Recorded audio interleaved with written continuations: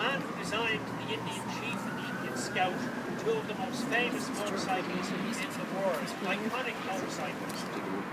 Prized collector's items now, which were widely used by police forces in the United States in the 20s, 30s, 40s and 50s. So just think of the history of this house.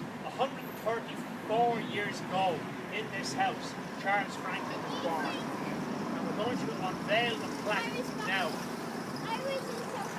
Here is Liam Diamond from Kilrea in County Derry. He collaborated on the book. Myself and Tim Pickering and Harry Beeson. There were four of us involved in the book of Charles Franklin, which was published 3 years ago.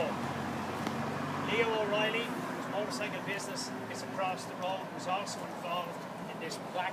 Stuart Bobbitt from Fizz Fest was the man who drove this plaque forward, made sure that it was going to happen today, and he worked very, very hard on it in the last few weeks. So we're going to unveil the plaque now in memory of one of the greatest Irish motorcyclists of all time, Charles Baillie Franklin. Hey, well done. Well done. Harry.